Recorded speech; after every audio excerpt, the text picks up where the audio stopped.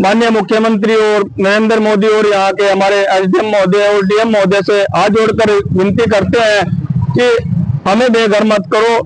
हमारे पास एक खाने के लिए भी हम मोहताज है, खाने के टाइम हम भूखे भी सो जाते हैं क्योंकि हमारे घर पे इतना दुख है। हमारी पत्नी इतनी परेशान है कि कभी कभी इनको इतना दर्द होता है कि हम सबके सब नीचे बैठे रह जाते हैं।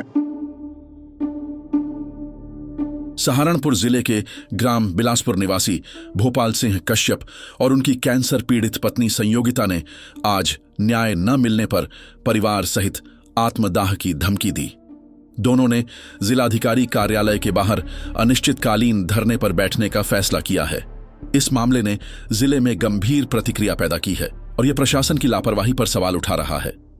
हम धरने पे इस वजह से बैठे, एक हमारा गांव में मकान है जो ग्राम समाज की जमीन पर बतागा और उसमें पिछले कई वर्षों से हम तहसीलदार, मुख्यमंत्री, डीएम और महिला आयोग जगह जगह हमने ठोकरें खाई, प्रार्थना पत्र दे रखे हैं, लेकिन जैसे ही उस पर सुनवाई के लिए पटवारी के पास वो चीज जाती है तो पटवारी उस पे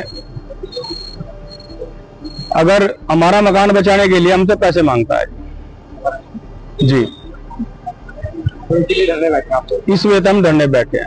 अभी तो कोई अधिकारी आपके बीच में आया है? जी नहीं, कोई नहीं आया। भोपाल सिंह कश्यप का कहना है कि उन्होंने अपने परिवार के लिए ग्राम समाज की भूमि पर मकान बनाया था, लेकिन उन्हें ही मकान खाली करने का नोटिस क्यों दिया गया, जबकि इस भूमि पर और भी कई अन्य मकान बने हुए हैं। उनका आरोप है कि यह कार्रवाई सिर्फ उनके खिलाफ की जा रही है और इससे अन्य लोग प्रभावित नहीं हो रहे हैं। मैं दिखाना चाहता हूँ, लेटर में यही है जो हमने मुख्यमंत्री जी को दिया था और उसमें सख्त आदेश करे थे कि इनका मकान बचा जा और इनको जो भी मदद हो वो करी जा। कैंसर से पीड़ित उनकी पत्नी संयोगिता के इलाज के लिए भी उन्हें भारी आर्थिक संकट का सामना करना पड़ रहा है। उन्होंने बताया कि उनका पूरा परिवार आर्थिक रूप से संकट में है क्योंकि वह मजदूरी कर अपने परिवार का पालन पोषण करते हैं और उनकी पत्नी का इलाज भी चंडीगढ़ के पीजीआई अस्पताल में नहीं हो पा रहा।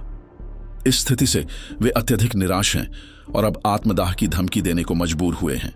भोपाल सिंह कश्यप ने कहा, हमने माननीय मुख्यमंत्री जी से मांग की कि हमारा मकान बचाया जाए और हमारी आर्थिक मदद की जाए राहत कोष से और हमें 4 या 5 बीघा कोई पट्टा कराया जाए जिससे कि हमारे बच्चों का जीवन यापन सही हो जाए।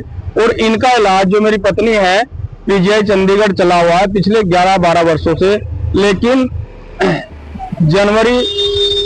9 जनवरी 2025 में वहां के डॉक्टरों ने क्लियर मना कर दिया कि हम इसका इलाज करने में असमर्थ हैं।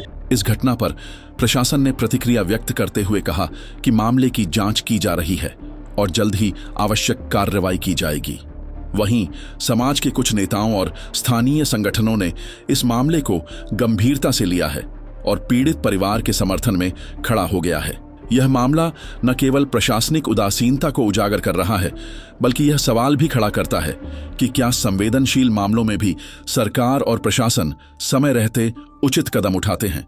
जब तक मेरी सुनवाई नहीं होगी तब तक मैं ऐसे ही रहूंगा, चाहे मुझे इसके लिए अपने आप को भी अपने परिवार सहित आत्मदाह करना पड़े। लेकिन मैं ये कहूंगा सरकार से, या तो मुझे बचा लीजिए ताकि मेरा परिवार आत्मदाह ना करे, हमें कोई पट्टा दे दीजिए 3-4 बीघे का, और हमारे जो खर्च के लिए हम दवाई में बिल्कुल उजड़ चुके हैं, वो कर्जा हो गया, हमें कोई आर्थिक मदद दीजिए और हमारा मकान बचा लीजिए।